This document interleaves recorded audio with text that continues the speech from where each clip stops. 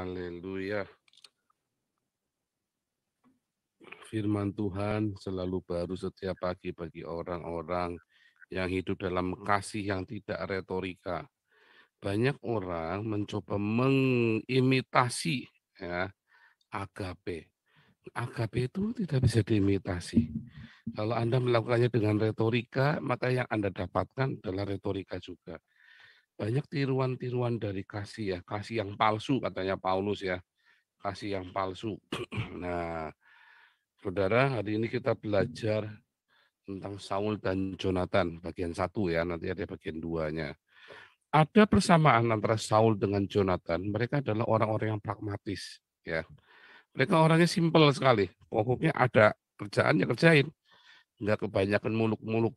Ya, bahkan kalau kita lihat tadi, Jonathan dengan inisiatif, orangnya lagi meeting, lagi ribut begitu kan, Jonathan udah jalan.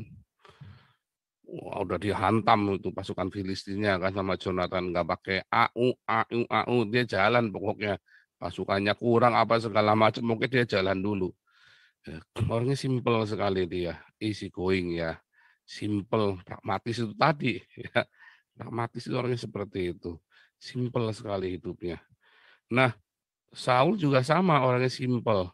Nah, bedanya sebetulnya tidak bermasalah dengan engkau orang idealis, orang sanguin, kolerik, melankolis. Itu enggak masalah, ya. Itu enggak masalah.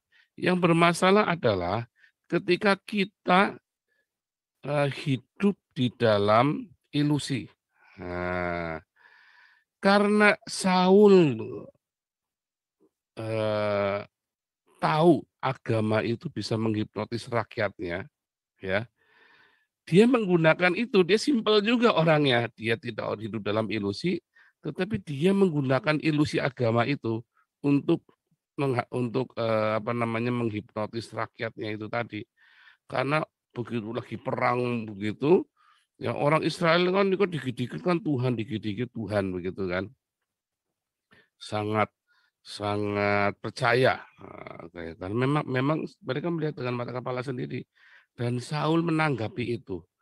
Begitu Samuel gak datang-datang untuk datang mempersembahkan korban dan menguduskan orang-orang ini untuk berperang, artinya supaya bangsa ini dipersiapkan, maka Saul mengambil inisiatif. Dia sendiri yang mau melakukan ritual itu supaya orang Israel itu percaya sama dia, supaya jangan bubar orang Israelnya. Karena pada bubar, rakyatnya pada pergi sendiri-sendiri bubar jalan, karena wah ini Saul ini nggak didukung nih sama Samuel, nggak didukung oleh agama. Nah itu kan, makanya mereka kemudian bubar jalan. Saul begitu tahu mereka bubar jalan, dia ngerti, dia lakukan ritual itu sendiri supaya orang-orang Israel jangan bubar jalan. Begitu pikirannya ya, simpel sekali.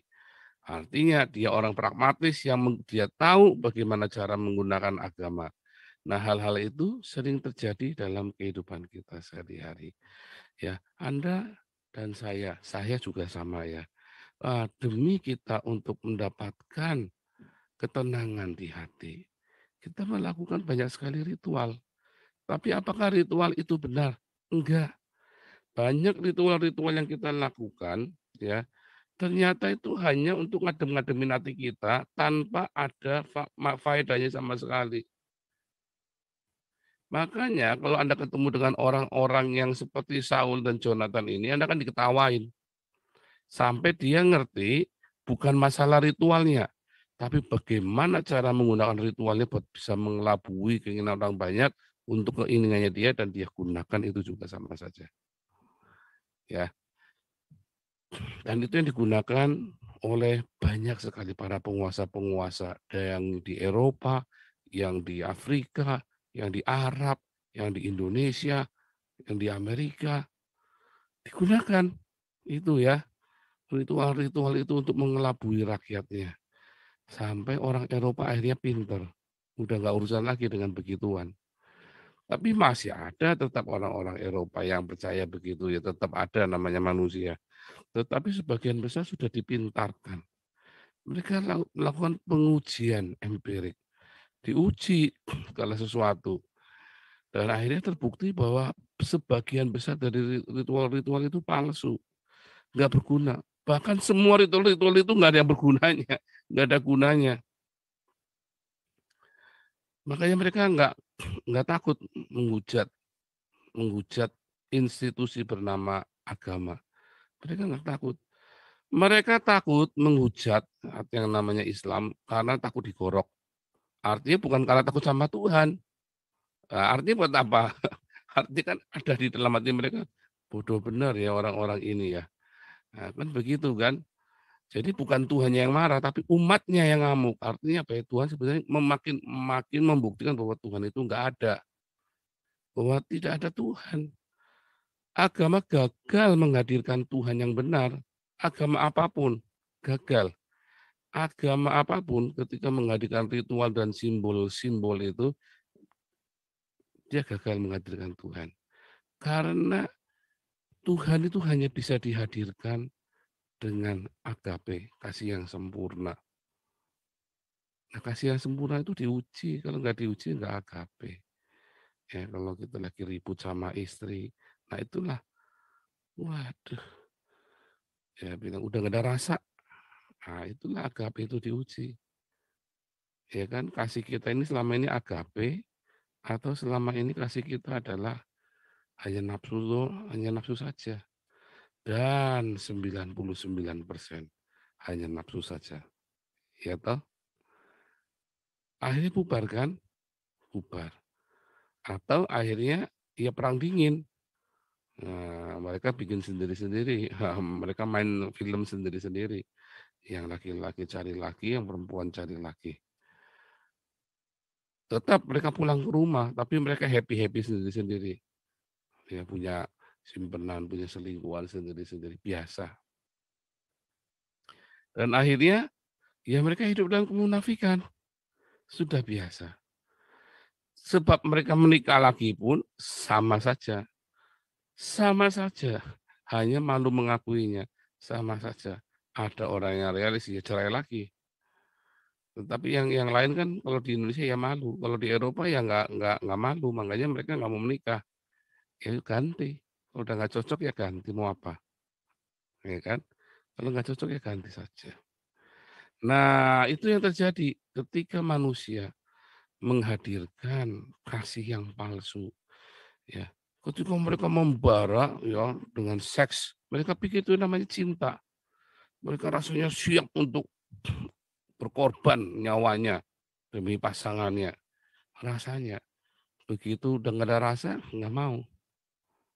Ya, kasih itu harus diuji, cinta itu diuji, dan cinta yang diuji itulah yang nanti akhirnya jadi agape.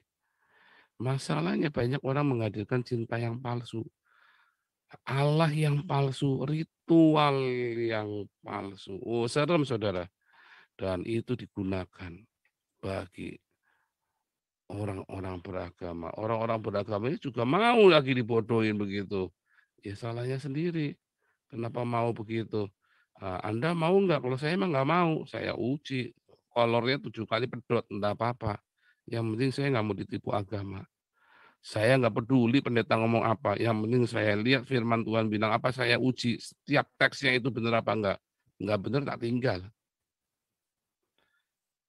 Dan saya bersyukur ya. Dan saya bersyukur. Dulu saya mengujinya dengan kesombongan. Tapi hari ini karena saya sudah mengerti.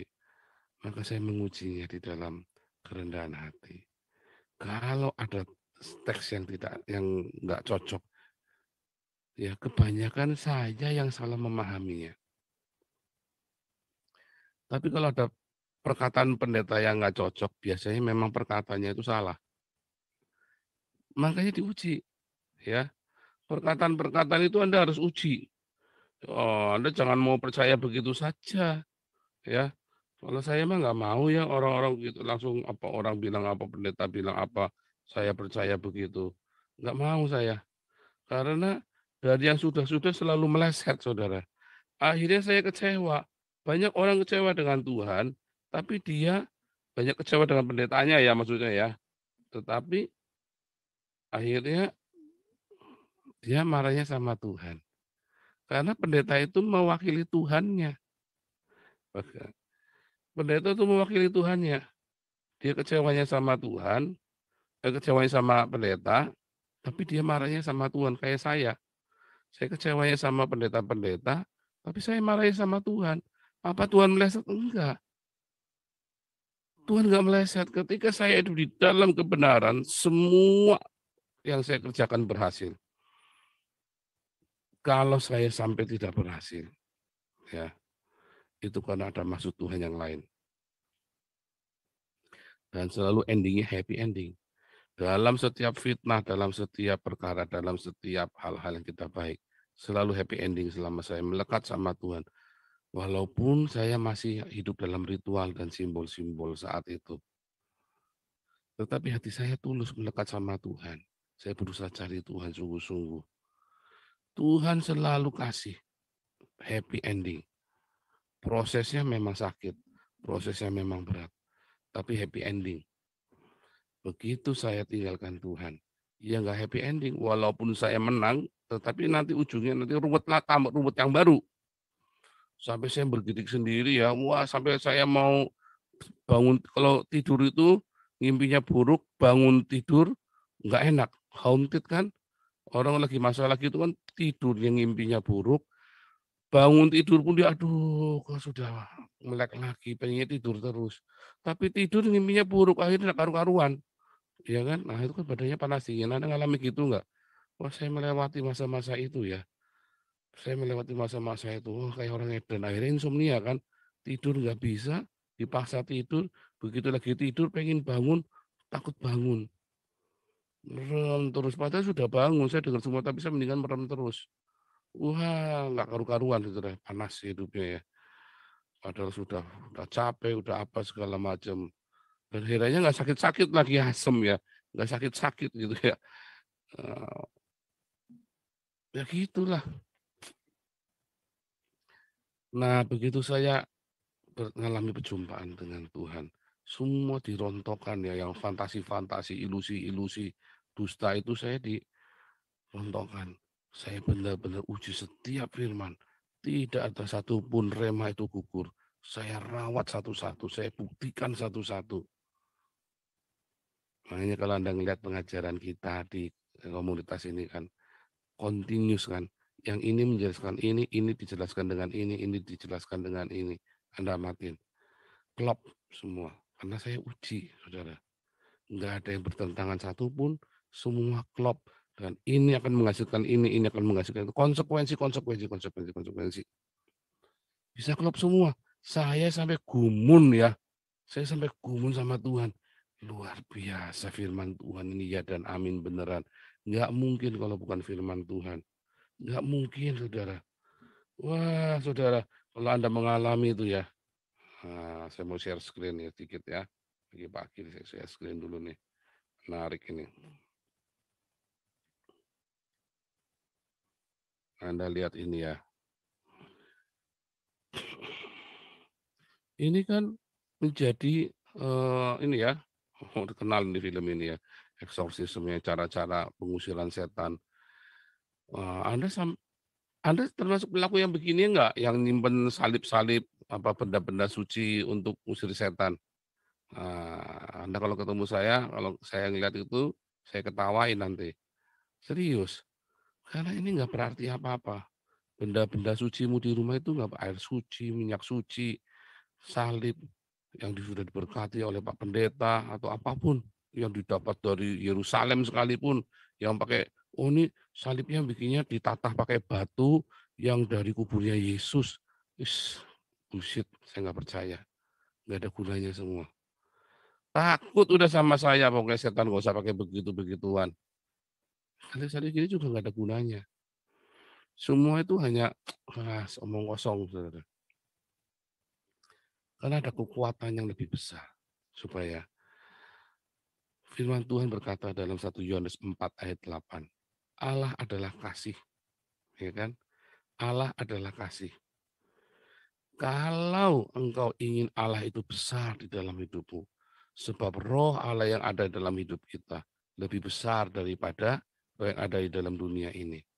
Berarti Anda harus memperbesar agape itu. Allah kan adalah agape. Kalau engkau ingin memperbesar ya kuasa Allah dalam hidupmu, perbesarlah agape. Simple kan? Simple banget. Anda bikin jadi ruwet. Maunya berzina terus, sambil berzina bawa jimat di dompetnya salib. Kurang ajar. Itu namanya menghina Tuhan. Ya kan? Wah, minyak suci apa segala macam, berzina mah jalan terus. Tapi Anda bawa benda-benda suci. Nonton bokep jalan terus. Anda bawa-bawa benda-benda suci. Anda ingin kuasa Tuhan sempurna dalam hidupmu? 1 Yohanes 4 ayat 8. Allah adalah kasih. Kalau kapasitas kasih dalam hidupmu diperbesar, maka roh Allah di dalammu makin besar. Remanya makin besar kan? Remanya makin besar, imannya makin besar kan? Imannya makin besar, Anda bisa memundangkan gunung kan? Nah, itu yang terjadi. Dan akhirnya, nah ini tadi ya, ini tahun 2005 ya, ada eh, di biara sebuah biara di Rumania ya, ada suster yang dianggap kerasukan setan. Lalu disalib susternya ini, disalib, dipaku, mati. 4 orang di penjara akhirnya. Nah, terus jadikan film ini ya, menang ya di festival film Cannes itu menang. Ini serius ya, ini benar-benar dilakukan seperti itu ya. Disalib ya, di penjara langsung gila. Mati dipaku, disalib. Ya itu karena ritual-ritual itu. Siapa bilang menyalibkan orang itu bisa jadi seperti itu? Nah, pemahaman-pemahaman itu tadi, kamu itu ya menyembah Tuhan itu dengan ritual, bukan dengan hatimu. Ya, demi tradisi-tradisi yang kita pertahankan. Banyak gereja melakukan itu ya. Dia arak, wah kita kenakan perang roh itu kemarin yang berdiri di makamnya Raja Batak itu pendeta itu kan ngawur ya itu ya. Itu ngajari pendetanya nggak bener. Orang gitu itu gerejanya kudu dibubarin. Serius ya, ngajari nggak bener. Ngajari nggak bener loh itu pendeta itu. Gerejanya dibubarin saja, nggak apa-apa itu orang-orang begitu. Pendetanya dicopot. Ini pendeta lulusan dari mana nggak bener ngawur. Nggak ada Tuhan Yesus ngajari begitu. Perang roh. Berdiri di atas makamnya orang. Tengking-tengking setannya. Jangan-jangan setannya dia sendiri. Seringkali justru setannya dia sendiri. Ya, dia mah nggak rugi apa-apa. Tengking-tengking ruginya apa coba? Wah, terus dari juta habis tengking-tengking besoknya mati. Besoknya sakit, besoknya apa. Saya nggak percaya ya. Lah kamu tengking-tengking, coba kamu naik ke atas bukit, kamu teriak-teriak. Ya masuk angin lah. Bisa kan? Dia nasi ke atas bukit, dia tengking-tengking. Oh, katanya besok kesambet apa ini karena ini kan ini peperangan roh saya. Kadang-kadang saya mikir ini orang-orang ini nggak rasional bener ya. Beriman itu bukan berarti Anda meninggalkan akal sehatmu loh. Ya, tetapi kalau kamu punya kasih yang melimpah dalam hidupmu, kuasa Tuhan akan bekerja dengan sempurna dalam hidupmu. Itu bermarturia, berdiakonia, mengasihi, mengampuni, memberkati, sangkal diri, pikul salib. Jangan retorika. Wah ini kok Paul kalau ngomong maki-maki orang sebanaknya. Bukan berarti orang yang maki-maki itu tidak punya kasih loh. Banyak orang yang lemah lembut, gemulai, lemar-lemer. Nggak taunya psikopat juga. Nggak taunya malah biadabnya minta ampun. Nah, itu yang saya maksud jangan retorika. Apa adanya saja. Ya kan? Saya tampil begini, ya itu tampil saya. Tetapi ada yang utama. Kita punya kasih di dalam kita yang melimpah. Ya, kita punya kasih yang melimpah. Kalau kasih itu melimpah, kuasa Tuhan itu sempurna dalam hidup kita.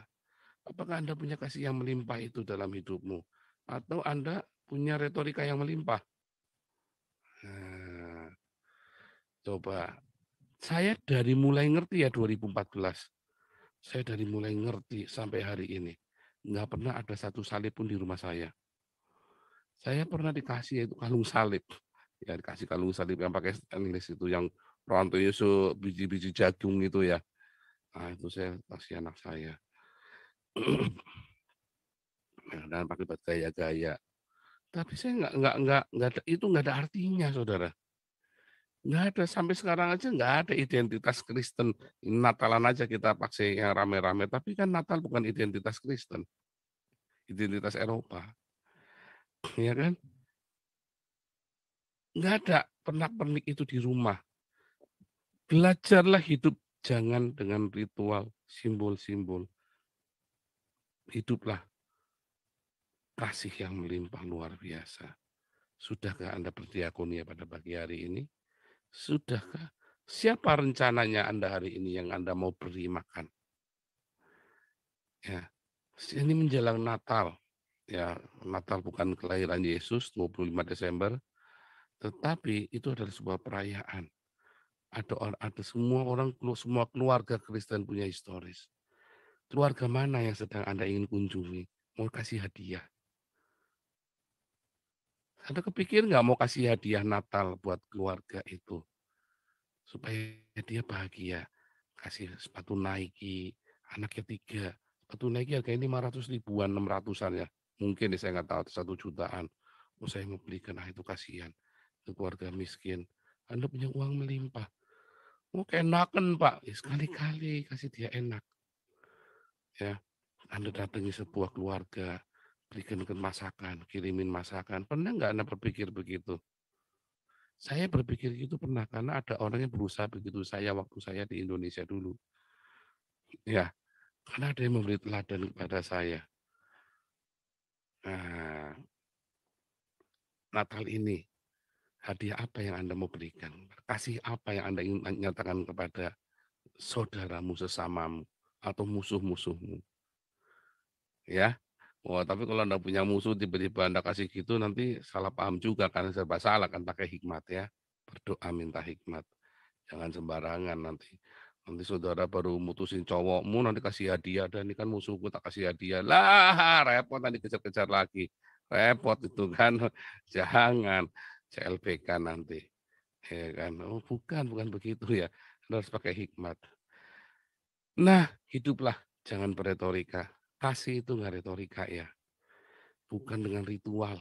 Anda mengasihi Tuhan itu bukan dengan ritual dan simbol-simbol seperti ini. Anda ingin punya kuasa besar dalam hidupmu. Limpah hidupmu dengan kasih. Bukannya melakukan ritual-ritual seperti ini, salah besar. Salah besar, 0-0. 0-0 ya. Anda ingin punya kuasa besar dalam hidupmu. 1 Yohanes 4 ayat 8. Allah adalah kasih. Milikilah kasih, Anda akan miliki kuasa. Urutannya, Anda punya logos, logos itu ditimpa dengan agape, maka logos itu jadi rema. Rema itu jadi iman, iman itulah yang jadi perbuatan-perbuatan ajaib. Tuhan Yesus memberkati. Haleluya. Kita akan berdoa untuk proyek-proyek pelayanan kita, ya, proyek-proyek kasih. Jangan retorika juga. Nah, sama ya. Ketika kita melakukan diakonia ini, Anda juga jangan beretorika, ya. Wah, ini kalau sudah pelayanan jadi aktivis nih kita nih. Oh enggak, Anda lakukan itu dengan cinta. Ya, kayak kemarin sampai kakak apa namanya, saudara-saudara saya yang nonton, kebetulan kan kemarin gara-gara heboh kemarin lagi prosesi itu, ada yang nonton, terus saudara saya nonton ya, nonton diakonia itu. Ada yang pakai baju Grab segala macam. Ya ampun, pakai baju Grab aja begitu, sama-sama susah aja masih mau diakonia ya. Sampai ngirim WhatsApp ke saya ya. Waktu gara-gara itu kan kemarin prosesi pemakaman ibu saya itu, mereka jadi tahu YouTube-nya saya kan, terus ketemu, ngobrol begitu. Sampai begitunya ya. Oke, kita akan berjuang untuk proyek-proyek pelayanan kita, ya. Kita curahkan kasih kita, doa kita, donasi kita, ya, daya kita, doa, donasi, dan daya tenaga. Doa, ya, doakan juga buat mereka. Haleluya.